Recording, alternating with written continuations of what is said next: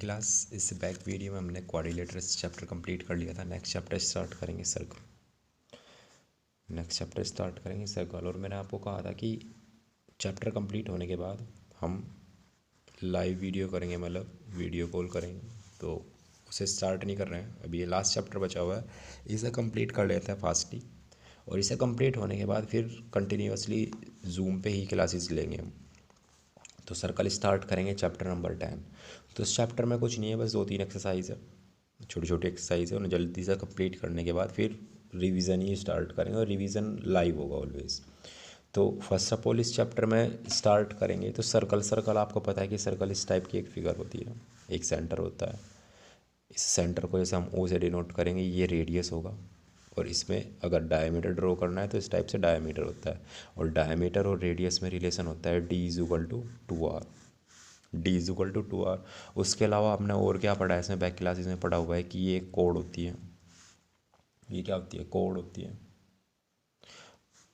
Code होती है। और कोड्स के लिए ध्यान रखना कि जो ये कोड है हमारे पास, कोड क्या होती है? किसी भी दो पॉइंट्स, उसके सरफेस पे कोई भी दो पॉइंट्स होंगे, उन दो पॉइंट्स को जॉइंट करें। अब सबसे ग्रेटेस्ट कोड की बात करते हैं। जैसे कोड्स हम ड्रॉ करें, किस टाइप से एक सर्कल है, इसमें हम कोड ड्रॉ करना स्टार्ट करें इस टाइप से ऐसे ड्रॉ करते रहे। तो एक कंडीशन कोई ऐसी आएगी, जैसे इस वाली कंडीशंस को हम पिक करें, तो एक कंडीशन कोई ऐसी आएगी जिसमें ये कोड जो होगी वो इसके सेंटर से पास हो जाएगी। जैसे ही सेंटर से पास होगी तो ये क्या बन जाएगा? इसका डायमीटर। तो अगर क्वेश्चंस आए, पुटअप हो कि सबसे ग्रेटेस्ट या सबसे लॉन्गेस्ट कोड क्या होगी, वो क्या होगी? हमारे पास डायमीटर होगी। अब कोड से दो फिगर्स बनेगी। जैसे अगर हम एक सर्कल है, यहाँ पे मैं एक कोड ड्रॉ कर दूँ, जैसे एक कोड मैंने ड्रॉ कर दी, तो इन पार्ट्स को बोलेंगे हम सेगमेंट। ये होंगे सेगमेंट। ये माइनर पार्ट है, तो ये छोटा पार्ट है तो इसे बोलेंगे माइनर सेगमेंट। और ये ग्रेटर पार्ट है तो इसे बोलेंगे मेजर सेगमेंट।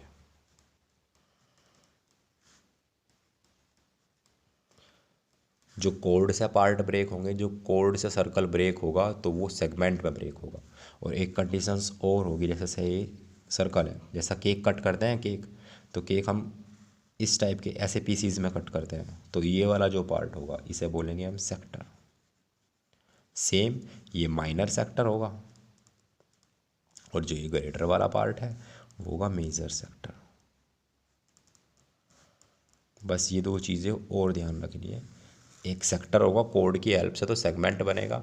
और जो जैसे केक की तरह पीस कट करेंगे, उससे बनेगा हमारे पास सेक्टर। उससे हमारे पास क्या बनेगा? सेक्टर। क्लियर? और अगर आर्क की बात करें, कि जैसे एक ये सर्कल है, इस सर्कल से हम कोई एक आर्क कट कर लें, तो ये ए और बी, तो आर्क जो ये कट करे जा रहे होंगे सेंटर से, अगर इन्हें मीट कर देंगे तो सेक्टर बन जाएगा। ये आर्क होगा, ये होगा आर्क हमारे पास। इसे हम क्या बोलेंगे? आर्क। सेमी माइनर और मेजर आर्क, इस टाइप से। तो इस टाइप से कंडीशंस यूज़ होगी यहाँ पे। सर्कल में बेसिक प्रॉपर्टीज़ है, अब मैं बैक में पढ़ी है, बस खाली दो चीज़ें हैं। एक तो सेगमेंट कोड की हेल्प से ड्रॉ होगा, और सेक्टर। और एक ये कॉन्सेप्ट है कि कोड की ग्रेटेस्ट जो लेंथ होगी या ग्रेटेस्ट जो कोड होगी वो हमारे पास होगी डायमीटर। क्लियर? और अगर ऐसे ही मैं एक सर्कल ड्रॉ करूँ, तो सर्कल में इनर पॉइंट, ये इसका इनर पॉइंट होगा। एक्सटीरियर पॉइंट कहाँ पे होगा? कहीं भी बाहर हो सकता है सर्कल के, कहीं भी आउटसाइड में। अगर इसके सरकमफेरेंस पे होगा तो वो सरकमफेरेंस पे। तो इस टाइप से अब एक्सरसाइज शुरू करेंगे सिंपली। फर्स्ट एक्सरसाइज में इजी क्वेश्चन से, एक्सरसाइज 10.1। फर्स्ट क्वेश्चन में क्या दिया है? फिलअप है, फिल इन द ब्लैंक्स है। In the centre of the circle, lie in of the circle, exterior और इंटीरियर। तो फर्स्ट है कि पूछ रहा है कि सर्कल का जो सेंटर होता है वो सर्कल के इनसाइड में होगा या आउटसाइड में होगा? तो इनसाइड में होगा, तो क्या बोलेंगे? इंटीरियर। ऐसे ही सेकेंड पार्ट चेक करेंगे। A point whose distance from the centre of the circle is the greatest than the radius lie in dash on the circle। अब देखो क्वेश्चंस में क्या कहा है कि एक सर्कल है, अब सर्कल में एक पॉइंट है, क्या कहा है, a point whose distance is the centre of the circle is the greatest than its radius. अब भाई रेडियस कहाँ तक होगा, रेडियस इसके सरकमफेरेंस तक होगा कि जहाँ इसकी बाउंड्री होगी। अब जो पॉइंट है वो पॉइंट कहीं ऐसी जगह है कि जैसे उसकी जो वैल्यू है कहीं आउटसाइड में है, जैसे ये मे बी पी है, ये ओ है, ये ए है। तो वो पॉइंट की कंडीशंस क्या दे रखी है कि पी ओ ग्रेटर है ओ ए से। कहा है ना उसने कि जो वो उसकी रेडियस से ज़्यादा है।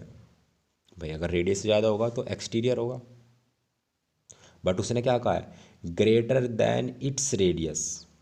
अब उसके रेडियस से ग्रेटर है तो सर्कल के इन साइड में तो होगा नहीं, क्योंकि भाई अगर पी ओ लेस हो ओ ए से तो तभी तो इन साइड में होगा, इंटीरियर तभी तो होगा, यहाँ पे एक्सटीरियर होगा। और इसकी बाउंड्री पे कब होगा, जब पी ओ इक्वल हो ओ ए के, तब इसकी बाउंड्री पे होगा, मतलब सरकमफेरेंस पे होगा। ये तीन ही तो कॉन्सेप्ट होंगे। अब उसने कहा है ग्रेटर है, मतलब जो पॉइंट की डिस्टेंस है सेंटर से है वो उसके रेडियस से क्या है, ग्रेटर है, तो कहाँ पे होगा, एक्सटीरियर होगा। आया ना समझ में, तो बस ये समझना था। इसके बाद थर्ड पार्ट चेक करेंगे। थर्ड पार्ट में क्या कंडीशन दे रखी है, द लॉन्गेस्ट कोड of the circle is uh, बताया था ऑफ द सर्कल क्या कहेंगे उसे, डायमीटर। तो वो क्या होगा, डायमीटर, तो उसे क्या कहेंगे, डायमीटर।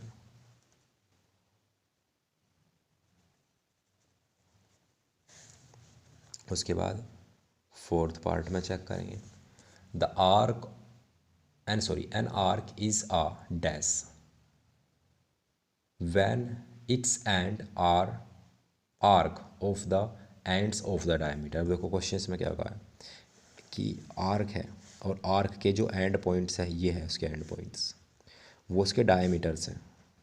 तो देखो भाई सर्कल के दो इक्वल पार्ट हो गए तो क्या बन गया, सेमी सर्कल। इसे क्या कहेंगे, सेमी सर्कल। कि जब भी कोई आर्क होंगे जो इक्वल पार्ट्स में डिवाइड करेंगे या एंड होगा उनका डायमीटर्स पे, तो क्या बन जाएगा, सेमी सर्कल।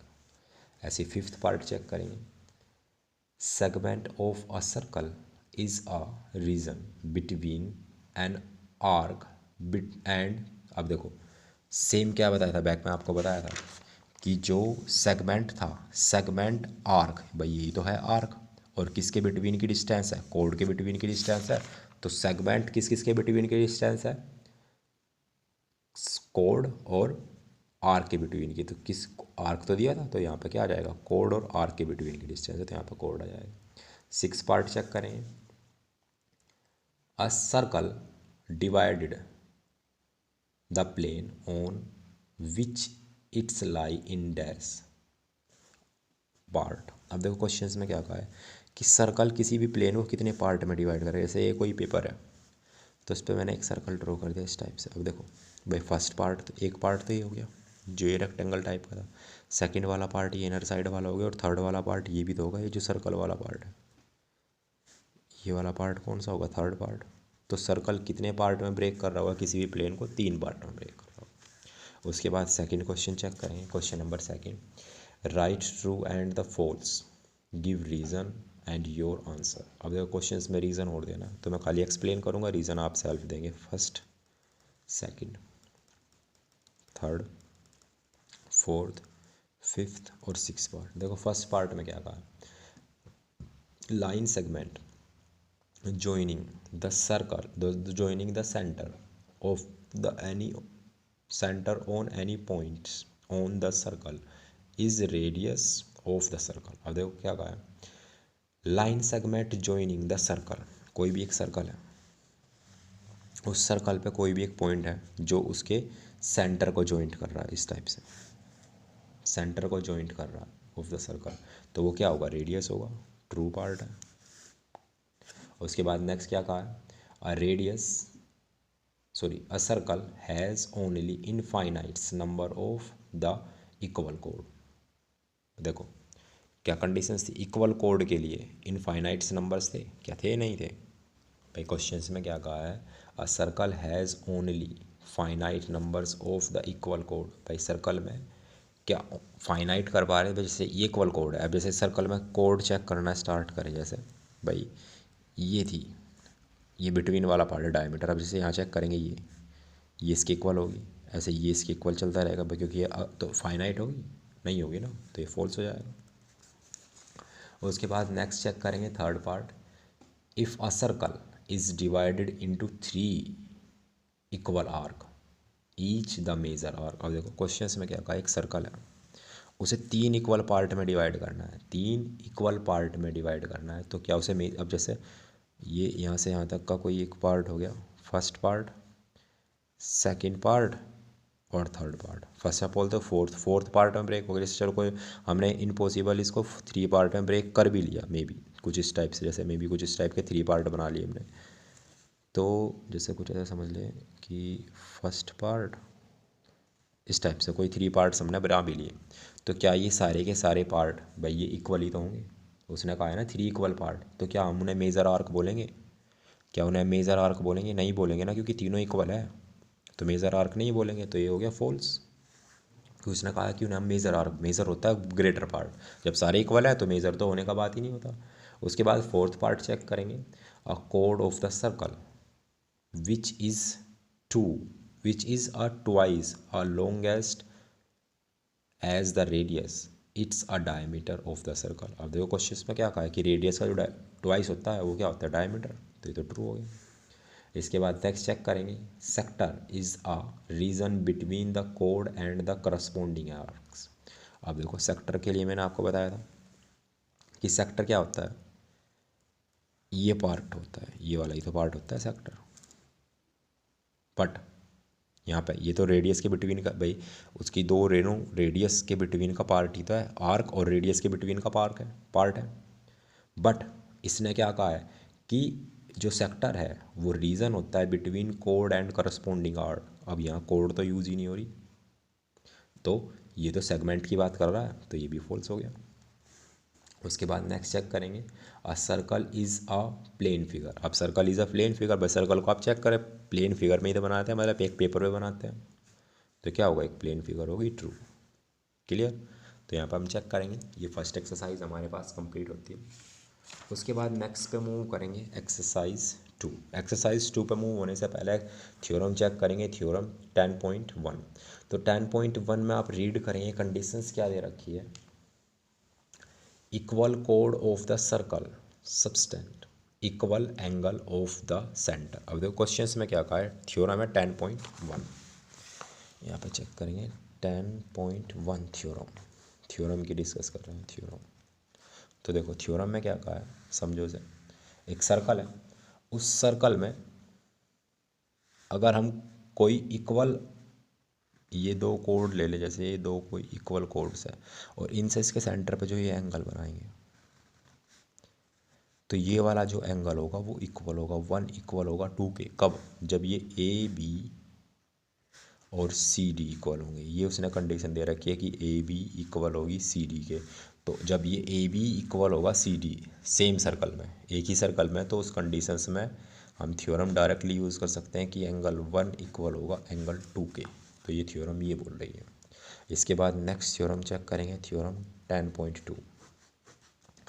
10.2 में क्या चेक कहा है, if the angle of the substance by the chords of the centre at the centre are equal then the chords are equal. अब देखो ये रिवर्सली दिया है, इसमें क्या कहा है कि एंगल 1 इक्वल है 2 के, सेम फिगर है, तो उस कंडीशंस में ए बी इक्वल होगी सी डी के।